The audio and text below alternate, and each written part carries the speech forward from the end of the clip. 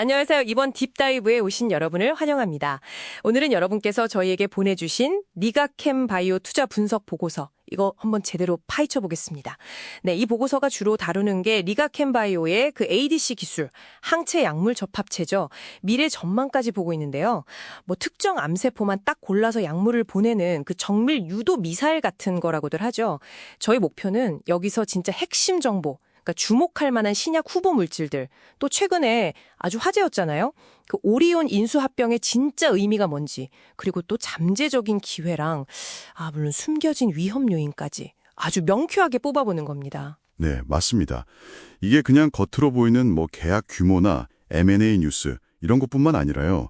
보고서에 나온 데이터를 직접 보면서 이 회사가 왜 지금 이렇게 투자자들 주목을 받는지 그 본질적인 이유하고 또 앞으로의 가능성까지 좀 깊이 있게 들여다보려고 합니다. 좋습니다. 그럼 가로 시작해볼까요? 보고서를 보니까 이게 하나의 어떤 대박 신학에만 의존하는 게 아니라 여러 가능성을 동시에 보고 있다는 점이 참 인상적이던데요. 이 파이프라인 데이터에서 특별히 좀 주목해야 할 부분이 있을까요? 네, 여기서 제일 흥미로운 건 역시 그 파이프라인의 다양성, 그리고 그게 뭘 의미하는가 하는 점이에요.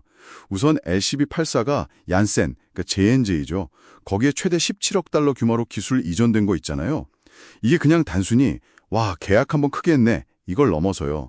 리가캠바이오의 그 핵심 기술, 컨주얼 플랫폼 자체의 가치를 시장에서 제대로 인정받았다, 이런 강력한 증거거든요. 이게 다른 후보 물질들한테도 긍정적인 영향을 줄 수밖에 없죠. 그렇군요. 그러니까 하나가 잘 되니까 그 플랫폼 기술 전체에 대한 어떤 기대감, 이런 게 확 커지는 거네요. 바로 그겁니다.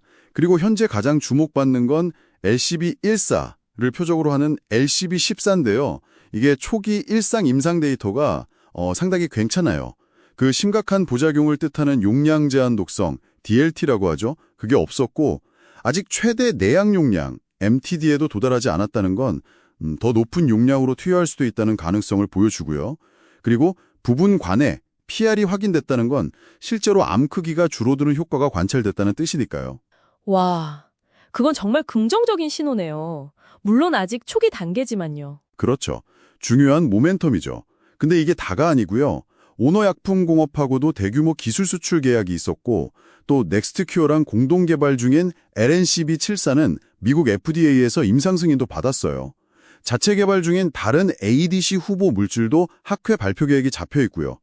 이렇게 여러 후보 물질들이 다양한 파트너들이랑 같이 진행 중이라는 거, 이게 바로 신약 개발이라는 게 워낙 실패 위험이 높잖아요. 그 위험을 분산시키는 핵심 전략이다, 이렇게 평가받는 거죠. 아하, 다양한 바구니에 달걀을 나눠 담는 그런 전략이군요. 기술력이나 파이프라인은 알겠는데 역시 제일 좀 파격적이었던 건 오리온의 인수합병 소식이었어요. 아니, 식품회사가 이런 첨단 바이오 기업을 인수했는데 보고서에서는 이걸 왜 이렇게까지 긍정적으로, 심지어 K바이오 모범 사례라고까지 평가하는 걸까요? 이게 그냥 자금 지원, 그 이상의 의미가 있는 건가요? 네, 정확합니다. 단순히 돈만 대주는 차원이 아니라 그 전략적인 의미가 상당히 크다고 분석하고 있어요. 그 5,500억 원 규모 인수 있잖아요. 이게 리가캠바이오 입장에서는 정말 안정적인 자금줄을 딱 확보하게 된 거죠. 자금줄이요? 네, 비유하자면 최고급 운동화, 그러니까 기술력이죠. 그걸 가진 마라톤 선수가 경기 뛰는데 중간에 물이 부족할까 봐, 즉 연구 개발 자금이 고갈될까 봐 걱정하지 않고 끝까지 달릴 수 있게 된 거랑 비슷해요. 다른 많은 바이오 벤처들이 자금 조달하려고 유상증자다 뭐다 해서 기존 주주들 가치를 희석시키는 경우가 많잖아요. 근데 리가캠은 이제 그럴 필요가 거의 없어진 거죠. 그 오리온의 안정적인 현금 흐름을 바탕으로 해서 장기적인 관점에서 글로벌 임상에만 딱 집중할 수 있게 된 겁니다. 그 비유 좋네요. 운동화랑 마라톤 선수. 근데 혹시 그 오리온이 바이오 분야 경험이 없다는 점이 오히려 좀 발목을 잡을 수도 있지 않냐, 이런 우려는 없나요? 보고서에서는 그 점은 어떻게 보고 있나요? 그거 정말 중요한 지적입니다. 보고서도 당연히 그 부분을 언급하는데요. 오리온이 김용주 대표나 박세진 사장 같은 기존 경영진의 그 자율성, 이걸 보장해주고 연구개발, R&D 전문성을 존중한다는 점을 아주 핵심적인 성공 요인으로 꼽고 있어요. 경영은 자율적으로 하도록 둔다? 그렇죠. 그러니까 오리온은 자금하고 경영 노하우는 지원하되 이 과학적인 결정만큼은 전문가들한테 맡기는 방식, 이걸 통해서 시너지를 내려고 한다, 이렇게 분석하는 거죠.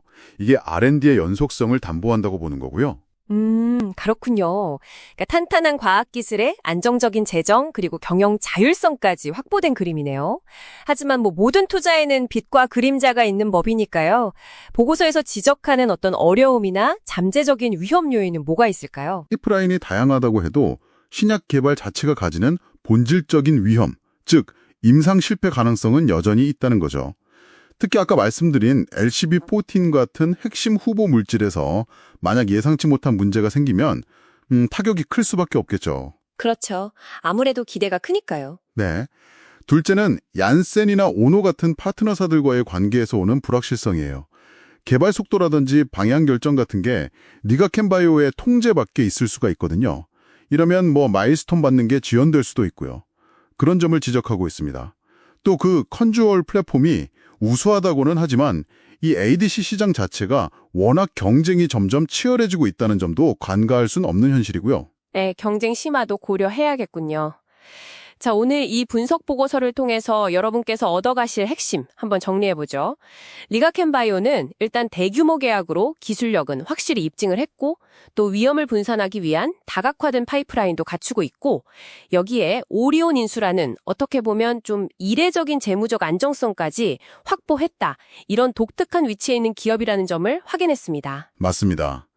이 분석 보고서가 결국 던지는 메시지는 높은 성장 잠재력과 그 안에 내재된 위험, 이 사이에서 어떻게 균형점을 찾아가느냐 이거인 것 같아요. 파이프라인 다각화하고 또 오리온의 재정 지원이 이 위험을 좀 완화시켜주는 중요한 장치로 제시되고 있는 거죠. 그리고 더불어서 요즘 금리 안정화 기대감 같은 게 있잖아요. 그래서 바이오 섹터 전반에 대한 투자 심리가 좀 개선될 수 있다는 점도 긍정적인 요인으로 언급하고 있습니다. 네, 이 자료들을 통해서 리가캔바이오를 바라보는 어떤 유용한 분석들을 얻으신 것 같습니다. 그럼 마지막으로 이 보고서가 직접 답해주지는 않지만 우리가 한번 좀 곱씹어 볼 만한 질문을 던져보면서 마무리할까 하는데요. 보고서는 분명 오리온의 그 재무적인 능력과 리가캠의 과학기술 간의 시너지를 강조하고 있잖아요.